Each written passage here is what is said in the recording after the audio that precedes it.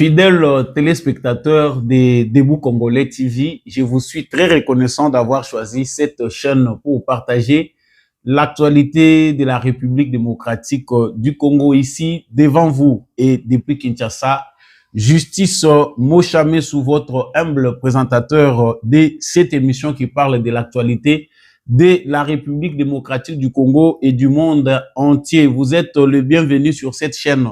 Si vous êtes nouveau, vous n'êtes pas encore abonné à cette chaîne, veuillez le faire. Abonnez-vous, likez cette vidéo et surtout, n'hésitez pas à partager et pourquoi pas nous laisser des commentaires sur ce que vous pensez de l'actualité de la République démocratique du Congo et ce que vous pensez également de votre chaîne. À la une de notre actualité aujourd'hui, les communiqués conjoints de la délégation congolaise et celle de l'Alliance Fleuve Congo Bar M23 à Doha, au Qatar, a défrayé certainement la chronique depuis hier soir sur les ondes de la radio-télévision nationale congolaise RTNC. Il a été lu un communiqué signé conjointement, un communiqué qui a été aussi déjà divulgué dans les réseaux sociaux par les membres du mouvement AFC M23, vraiment a défrayé la chronique de beaucoup de Congolais. Les débats tournent autour de savoir pourquoi sur la chaîne nationale, les autres applaudissent. Les autres ne sont pas d'accord.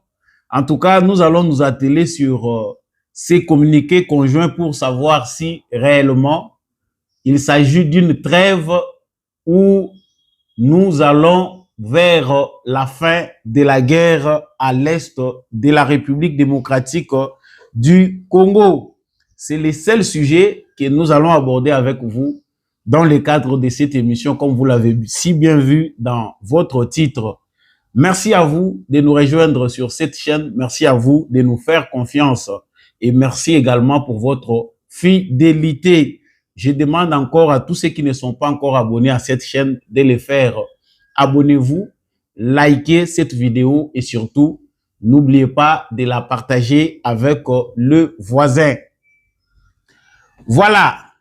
Les communiqués que vous venez de voir, que vous voyez, a été propagé, publié doublement, c'est-à-dire par le gouvernement de la République démocratique du Congo via la chaîne nationale. Je vous laisse d'abord suivre cette vidéo et puis nous revenons. Voici à présent la déclaration conjointe des représentants de la RDC et de l'Alliance Fleuve Congo, mouvement du 23 mars AFC M23, dans un esprit de compréhension mutuelle et de volonté commune de résoudre le conflit par les moyens pacifiques des représentants de la République démocratique du Congo et de l'FC M23 ont tenu des pourparlers de paix facilités par l'État du Qatar. Après des discussions franches et constructives, les représentants de la République démocratique du Congo et de l'AFC M23 ont convenu de travailler pour œuvrer à la conclusion d'une trêve devant permettre l'instauration du cessez-le-feu effectif. D'un commun accord, les deux parties affirment leur engagement en faveur d'une cessation immédiate des hostilités, le rejet catégorique de tout discours de haine et d'intimidation et appellent toutes les communautés locales à respecter. Voilà, telle a été la manière pour la République démocratique du Congo, pour le gouvernement de la RDC, de faire passer les messages sur ce qui s'est passé ou ce qui se passe entre la délégation congolaise à Doha et celle du mouvement classé jusque-là terroriste M23 qui aujourd'hui s'est associé à l'AFC Alliance Fleuve Congo. En tout cas, c'est même communiqué lu dans les ondes de la radio-télévision nationale congolaise a été aussi publié de la même manière par l'Alliance Fleuve Congo. Et le communiqué du côté de l'Alliance Fleuve Congo a été signé par Laurence Kanyuka. Et du côté congolais, il s'agit de celui qui a amené la délégation congolaise. Il s'agit de M. Mbouyi Kangouvu, qui n'est pas très connu. Donc, c'est Papi Mbouyi Kangouvu, qui n'est pas très connu du public congolais parce qu'il n'est ni membre du gouvernement congolais, ni membre au sein des institutions. Peut-être qu'il est dans les services de sécurité de la République démocratique du Congo. Voilà pour le fait, ce qui s'est réellement passé hier lors de cette publication. En tout cas, en suivant les réseaux sociaux, déjà, il y avait quelques comptes de communicateurs pro-Kagame ou pro-Rwanda qui se disaient si le gouvernement congolais va publier les communiqués conjoints signés délégation congolaise et délégation du mouvement M23. Et cela n'a pas tardé. Comme vous venez de l'entendre, la chaîne nationale congolaise a eu aussi à lire ces communiqués qui a sanctionné les débuts de pourparlers entre la délégation congolaise et celle du mouvement M23. Mais la question qu'elle se pose maintenant, parce que les opinions sont partagées, les débats ont recommencé depuis la publication de ces communiqués. Il y a de ceux-là qui sont déçus, il y a de ceux-là qui applaudissent, en République démocratique du Congo surtout, et il y a de ceux-là qui sont restés perplexes, soit indifférents face à ce qui se passe. La première question serait de savoir pourquoi maintenant, pourquoi Félix Tshisekedi a accepté. Ça ne serait pas une bonne question pour les autres. Les autres se posent aussi une question, pour quelle finalité? Est-ce que les rencontres entre ces deux délégations, les échanges, parce que dès le départ, la plupart des observateurs et analystes, vu le point de vue divergent, les demandes d'un camp ou de l'autre, en tout cas, toutes les prospections ou les perspectives d'avenir donnaient déjà que il n'y a pas entente, il n'y aura pas vraiment une fin heureuse dans ces négociations ou pour parler qui opposent la délégation du gouvernement congolais et celle du mouvement M23 AFC. Mais ici, c'est qu'il faut d'abord noter des positifs, vu la culture et vu ce qu'il y a d'habitude lorsque le gouvernement congolais fait face au mouvement rebelle ou se retrouve en face d'un mouvement rebelle qui se revendique appartenir à la République démocratique du Congo. À l'époque de Joseph Kabila, il n'a jamais été question de publier un communiqué ou de mettre en lumière pour permettre aux Congolais qui sont souverains, au peuple congolais qui est souverain, de s'enquérir de la situation. On voit une démarche inhabituelle pour certains parce que les communiqués sous Félix Tshisekedi vient d'être lu à la RTNC, à la télévision nationale congolaise, ce qui permet à tout Congolais analphabète ou lettré de saisir d'abord le sens de la démarche. Donc, on voit ici du côté de Félix Tshisekedi une façon de faire différente de celle de son prédécesseur. Parce que s'il y avait quelque chose à cacher ou s'il y avait quelque chose qui va à l'encontre des intérêts du peuple congolais, il serait mieux comme à tout politicien de ne pas divulguer cela ou de ne pas en parler pour manœuvrer tout autour.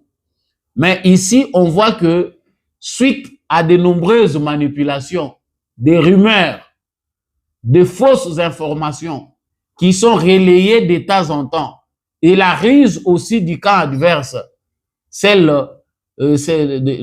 donc les camps de l'ennemi, qui chaque jour ici publie des informations qui sont de nature à manipuler l'opinion, le gouvernement de la République démocratique du Congo a jugé bon de publier cette information via la chaîne nationale. D'abord, cette démarche est à féliciter du côté gouvernement congolais parce que ça coupe court à toutes les rumeurs.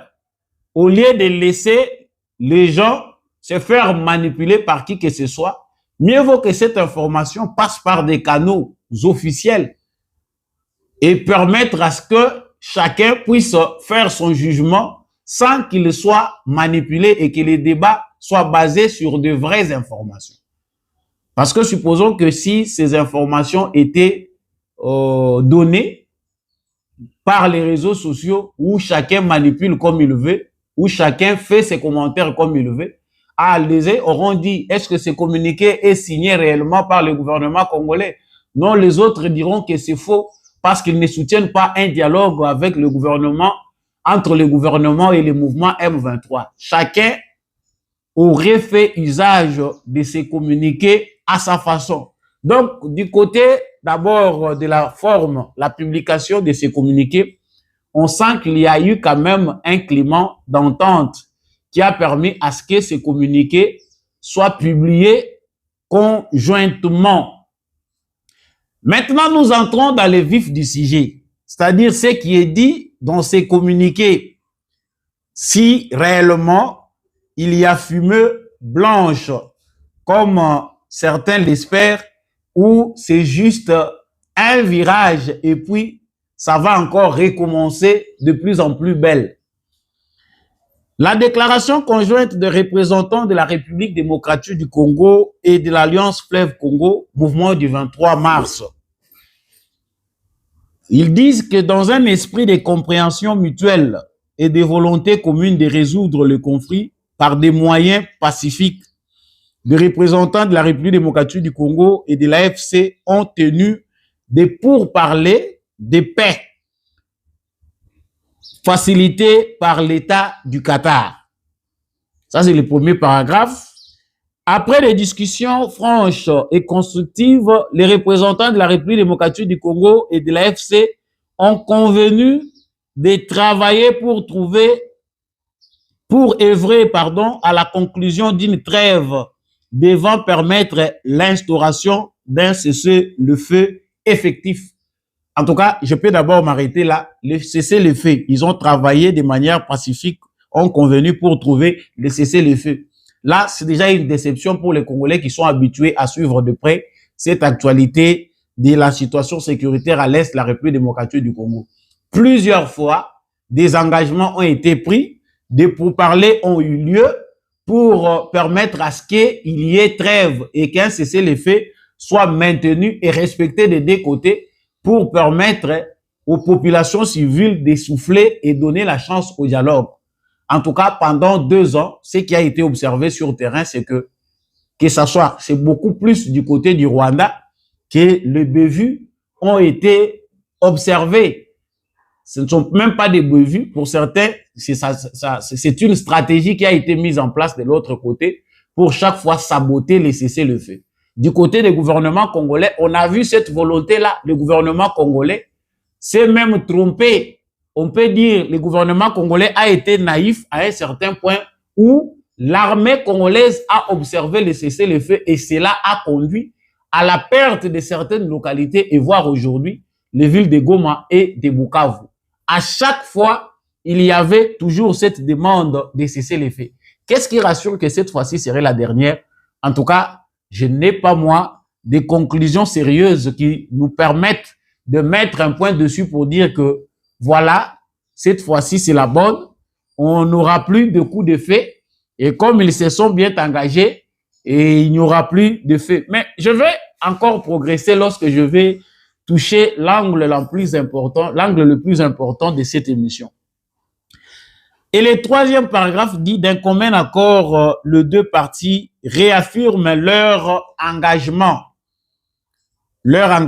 en faveur d'une cessation immédiate des hostilités, les rejets catégoriques de tout discours de haine et intimidation et appellent toutes les communautés local à respecter ses engagements.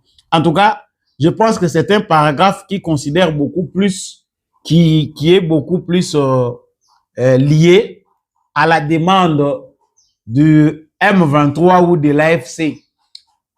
C'est-à-dire, c'est un paragraphe, s'il faut le situer par rapport aux auteurs ou ceux qui ont initié que l'idée soit incluse dans ces communiqués conjoints, nous allons tous convenir que c'est une idée qui émane des responsables du mouvement M23 et de l'AFC. Parce que ce sont eux qui condamnent de temps en temps, ils disent qu'il y a un discours de haine en République démocratique du Congo, d'intimidation, les gens les intimident, les gouvernements congolais soutiennent un discours de haine, même s'ils n'ont pas parlé ici des Tutsis et autres, mais souvent, ce paragraphe a toujours marqué les communiqués du mouvement M23 qui fustige, comme d'habitude, les discours d'intimidation et de haine tribale. En tout cas, c'est ce que je pense. Je pense que ces paragraphes-là les concernent. Les deux parties considèrent,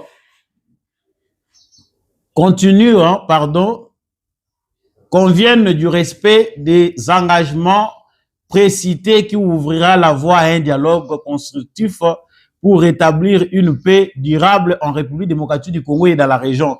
Ce dialogue portera sur les causes profondes de la crise en cours, ainsi que les modalités pour mettre fin au conflit dans les territoires de l'Est de la République démocratique du Congo.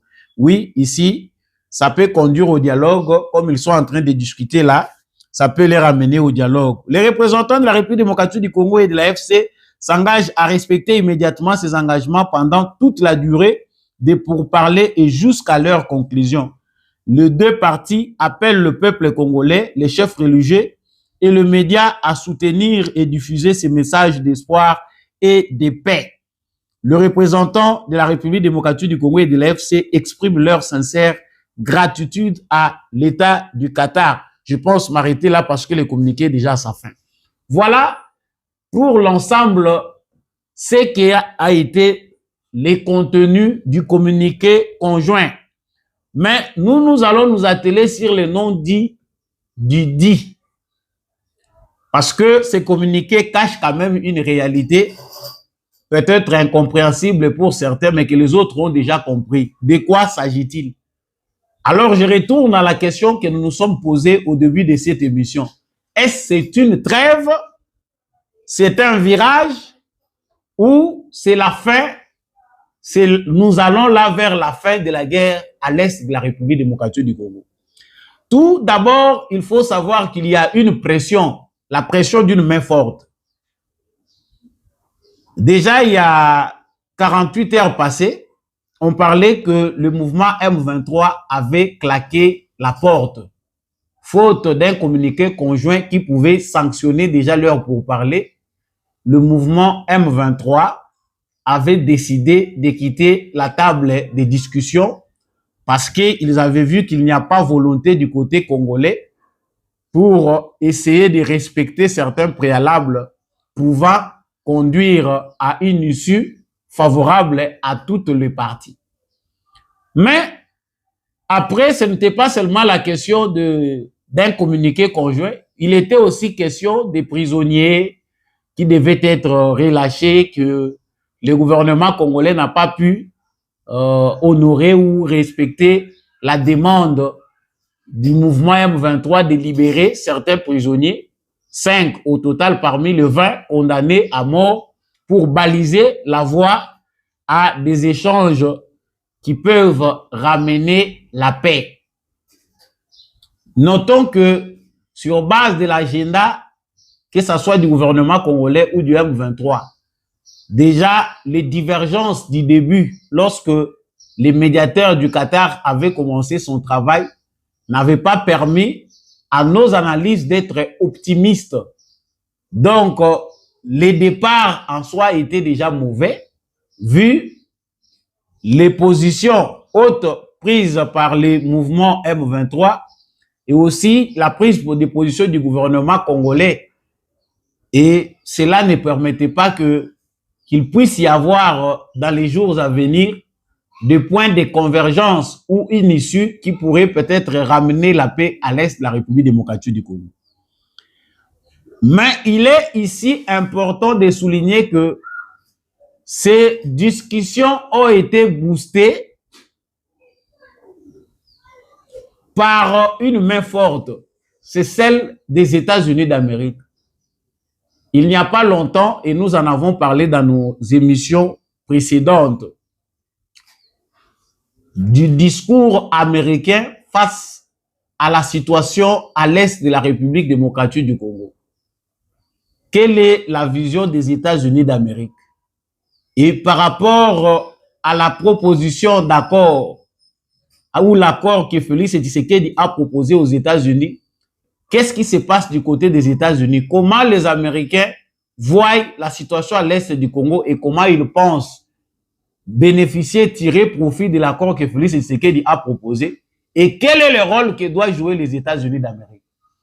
Je pense ici qu'il n'est plus important de vous rappeler les discours de l'envoyé de Donald Trump, qui est aussi son conseiller en matière africaine, ce qu'il a dit dans son compte rendu lorsqu'il s'est présenté à la presse pour parler de sa tournée en République démocratique du Congo, en Ouganda, au Kenya, au Rwanda.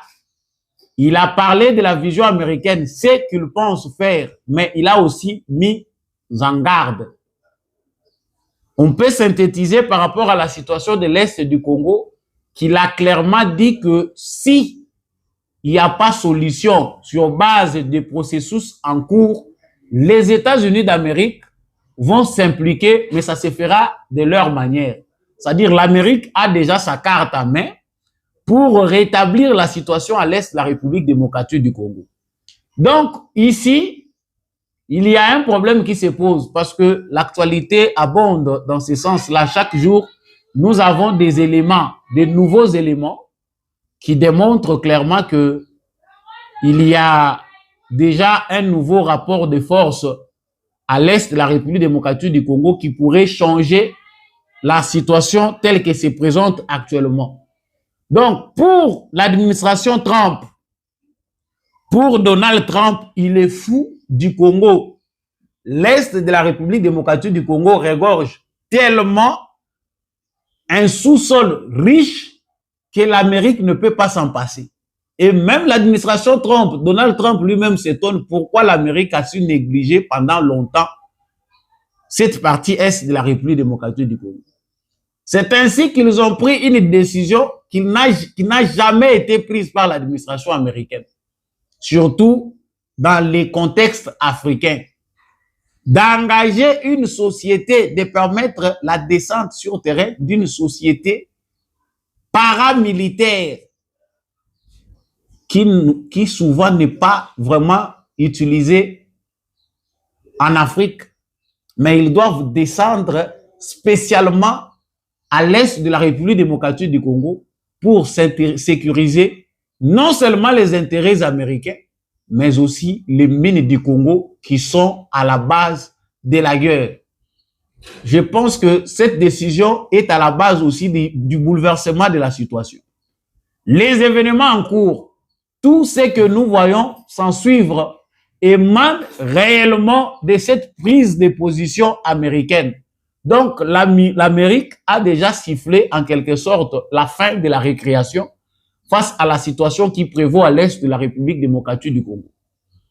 Et c'est ce qui fait que, comme l'Amérique a dit que si vous ne vous entendez pas, moi je vais me le faire, nous allons le faire, mais à notre façon. Et nous avons déjà les possibilités, notre carte à main, que nous allons jouer bientôt.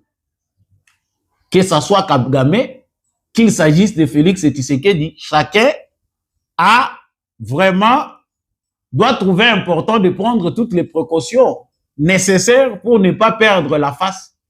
Et surtout que Kagame, comme je l'ai dit dans mes précédentes émissions, n'a rien à offrir, stratégiquement parlant. Les jeux des intérêts défavorisent Paul Kagame à ce stade parce que il s'agit du Congo, les minéraux appartiennent au Congo et c'est Kagame qui est accusé de piller ceux qui ont suivi les émissions peut-être de nos confrères et autres ont vu ce qu'Eric Prince, les responsables, cet ancien général américain qui est responsable de ces services-là paramilitaires américains, ce qu'il a dit à propos du M23 et à propos du Rwanda. C'est-à-dire, quelque part, le sort est scellé. Il s'agit ici de répondre à la demande internationale, c'est-à-dire ce qui se passe à Doha entre la République démocratique du Congo ou la délégation du gouvernement congolais et celle du M23, c'est sous contrôle des États-Unis d'Amérique. Cela n'échappe pas, même si c'est l'émir du Qatar qui mène ces négociations, lui aussi est en train de sauver ses intérêts à lui, mais tout s'est fait sur la coordination des Américains qui se sont déjà accaparés de la part du lion, je dirais. Si je peux dire clairement, les Américains ont déjà tiré la grande partie. Les restes des pays sont en train de essayer d'entrevoir l'avenir. Parce que tout le monde veut se positionner par rapport, non pas à la gestion, mais au contrôle des minerais stratégiques. Parce que la guerre des minerais stratégiques est importante au développement technologique. Les pays qui veulent assurer, qui veulent se voir aller plus loin dans les développements technologiques, doivent s'assurer de leur source d'approvisionnement. Et l'Amérique a déjà compris qu'il faut reprendre les contrôles de la République démocratique du Congo en proie de la Chine. La Chine a le contrôle des mines du Congo. Alors, que faire les Américains? Ils doivent s'accaparer aussi de ce qu'il y a d'important face à l'offre de Félix Tshisekedi. Voilà pourquoi aujourd'hui, ce qui se passe là-bas s'est accéléré. Vous voyez, vous verrez même que le M23 qui d'habitude, sous la direction de Paul Kagame, ne respecte jamais les cessez-le-feu. Les cessez-le-feu, c'est un moyen pour eux de jouer à la ruse. Lorsqu'on dit cessez-le-feu, il faut semblant d'abandonner, alors qu'ils sont en train de monter des stratégies pour sauter vers la localité prochaine. C'est-à-dire, pendant qu'ils sont silencieux là, vous pensez qu'ils respectent.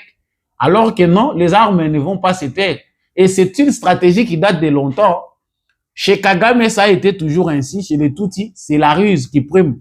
Ça fait partie de leur nature. Vous allez constater que même à l'époque de Laurent Désiré Kabila, lorsqu'ils sont venus pour chasser Mobutu du pouvoir, la première tentative de force de cette rébellion-là, de l'AFDEL, à partir du Rwanda, a été très fortement réprimée par les forces armées zaïroises à l'époque. Mais après, c'est les Rwanda, l'Ouganda, les Burundi qui ont demandé le cessez-le-feu, non? Essayons de nous entendre, c'était mal entendu, il y a des milices, ceci, cela. Mais ils ont demandé juste de cesser le feu là pour se réorganiser. Parce que face à la force de l'armée zaïroise de l'époque, comme ils avaient compris qu'ils avaient sous-estimé, ils devaient trouver une trêve de manière rusée pour mieux se réorganiser. Et ceux qui connaissent l'histoire savent que quand ils ont créé ces trêves-là par malignité, et ça a repris de plus en plus belle, ce sont des villes qui sont tombées après. Donc ça, c'était juste une parenthèse pour vous montrer comment fonctionne le régime de Paul Kagame, comment cette histoire de cesser le feu risque de mal tourner si, de l'autre côté, les gens ne savent pas que la ruse aussi est derrière, se cache derrière cette histoire-là de cesser le feu. Mais de toutes les façons, de cesser le feu aussi permet un accès humanitaire, permet à la population qui est prise en étau par les coups de feu, les armes lourdes qui tirent de partout, puisse un peu souffler et voir la situation. Donc, la carte américaine commence à s'imposer à toutes les parties face à la hausse des taux des États-Unis d'Amérique qui veulent sécuriser leurs intérêts en République démocratique du Congo. Aucune partie ne peut souhaiter s'attirer la foudre des États-Unis. Et cet avertissement des Américains retentit lorsqu'ils ont dit ça suffit. En tout cas, c'est visible que l'Amérique c'est la plus grande puissance. Il doit toujours trouver un moyen. Et l'Amérique a insisté via les conseillers de Donald Trump, chargés de l'Afrique, M. Massad Boulo, qu'ils ont tout intérêt. C'est un langage diplomatique, mais il a dit, les deux parties ont tout intérêt à s'entendre. Et nous savons qu'ils ont les moyens de le faire. Ce qui se passe à Doha, c'est fait aussi sous influence des États-Unis d'Amérique. Donc, c'est la victoire de la légalité sur les mafias. Mais du côté congolais, les gens voient les choses de leur manière. Il y a des gens qui pensent que ce Félix Tshisekedi qui est amené au bout, il s'est contredit. Non, il n'est pas question de se contredire. Félix Tshisekedi est à la recherche de la manière dont il faut gérer le M23. Parce que moi, je ne me contredis pas souvent dans mes analyses. Je ne vois pas ce que le M23 aujourd'hui comme mouvement aura de plus concret. Je ne vois pas. Parce qu'à l'époque de Joseph Kabila, ils sont sortis vainqueurs, même si officiellement, on a présenté que l'armée congolaise avait neutralisé le M23, ils avaient disparu. Mais au fond, nous savons que c'était tout autre chose. Ils ont eu ce qu'ils voulaient et c'était une paix tronquée. Mais là, présentement, où les choses ne sont plus cachées, où les communiqués des deux délégations passent par la RTNC pour essayer de donner une transparence afin que le peuple congolais souverain puisse en tirer toutes les conséquences. Vous pensez qu'aujourd'hui, il y a encore possibilité de mettre ces gens dans l'armée, dans la police, parce que c'est la seule concession qui peut les mettre à l'aise.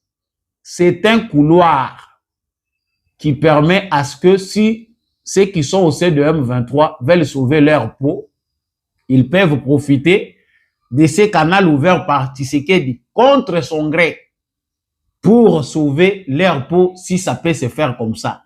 Parce que la politique, elle est dynamique, mais à ce stade ici, il n'est pas presque, je dis pas impossible, mais il n'est pas vraiment possible que le mouvement M23 obtienne des contreparties de postes au sein des institutions congolaises comme ils en ont l'habitude. Ça, c'est compliqué.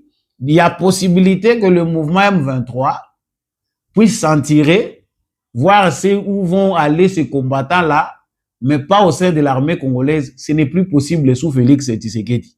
Donc, retenons, chers Congolais, que les pourparlers ouverts avec le mouvement M23 vont aussi dans ce sens-là.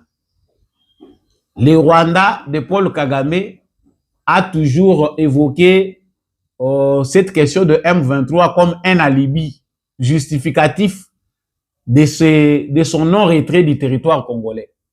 Et la communauté internationale a aussi porté cet alibi-là de Paul Kagame qui dit toujours que le gouvernement congolais doit ouvrir des discussions, dialoguer avec le mouvement M23. Et s'il faut dialoguer, il y a certains qui pensent même que Félix Tshisekedi a tourné les dos à sa démarche de ne pas dialoguer avec le mouvement M23. Non, il ne s'agit pas de cette question. La question la plus importante ici, c'est de savoir l'avenir du M23 pour mettre fin, pour qu'il n'y ait plus un mouvement soutenu par le Rwanda, il faut faire quoi? Voilà les questions profondes sur lesquelles il faut réfléchir. Pourquoi chaque fois il doit y avoir des mouvements soutenus par le Rwanda, non seulement le Rwanda et même l'Ouganda? Pourquoi? Et c'est là les causes profondes. Et pour ceux qui pensent que Luanda, Nairobi, non, Luanda et Nairobi n'étaient pas morts. Je pense à Vital Kamerhe qui l'a dit l'autre fois lorsqu'il venait de rencontrer le président Félix Tshisekedi que il ne s'agit pas d'un autre processus. Les processus de Luanda et de Nairobi ont été parrainés, soutenus par la communauté internationale. Et aller à Doha ne signifie pas qu'on a abandonné ce processus. Par contre, on les renforce. On les donne une autre allure. Et c'est ce qu'on voit. Le M23 savent que les clés, ou je ne sais pas comment on appelle ça ici, certains disent ici, ça s'appelle clé Boa. Si vous voyez ce qui s'est passé à Nairobi au Kenya, le M23 ne sont pas d'accord de se comporter comme tous les autres mouvements rebelles. où on leur a exigé les cantonnements, les désarmements. C'est de là qu'on va identifier qui sont Congolais, qui ne le sont pas. C'est de là qu'on va savoir est-ce que réellement ces gens qui se présentent comme Congolais, qui disent qu'ils ont des revendications légitimes, est-ce qu'ils sont réellement Congolais? En tout cas, il faut des commissions, il faut un travail sérieux pour identifier ces gens-là. Donc, ce n'est pas une tâche facile. On va ramasser les gens comme ça et on leur donne le poste comme c'était le cas à l'époque de Joseph Kabila. Et il y a une autre réalité avant de terminer cette émission, c'est celle de l'ancien président Joseph Kabila. Dans tout ça, qu'est-ce que deviendra le PPRD? Dans tout ça, quel est le sort réservé à Joseph Kabila? Alors qu'à Doha, l'influence américaine fait que c'est lui qui se retire. Il voit la foudre s'abattre sur lui. Parce que l'homme 23 ne veulent pas qu'on divulgue ce qui se passe là-bas. Kabila aura quoi? Lorsque de l'autre côté, le mouvement M23 verra un couloir, je ne sais pas si ça va s'appeler couloir humanitaire ou couloir de sauvetage. Quel sera le sort de Joseph Kabila? Va-t-il continuer à penser qu'il doit officialiser son appartenance à un mouvement militaire ou ils vont nier comme venaient de le faire ses collaborateurs alors que les chaînes internationales qui sont mieux informées, qui ont des sources proches de Kabila, annonçaient que Kabila était à Goma. Certains de ses proches, lorsqu'ils ont vu les décisions prises par le gouvernement congolais, ont choisi de nier les faits, dire qu'il n'est pas sur terrain au front. En tout cas, comme nous l'avons si bien dit dans certaines de nos émissions, l'aventure de l'ex-président Joseph Kabila est sans retour. Il s'est lui-même tiré une balle sur son pied parce que là, il ne va pas échapper à la justice. C'est inconcevable qu'un président de la République qui devait d'office, sur base des fonctions hautes qu'il a occupées, jouer, faire un travail de médiation de paix, être utilisé sur le plan international ou dans des négociations de paix.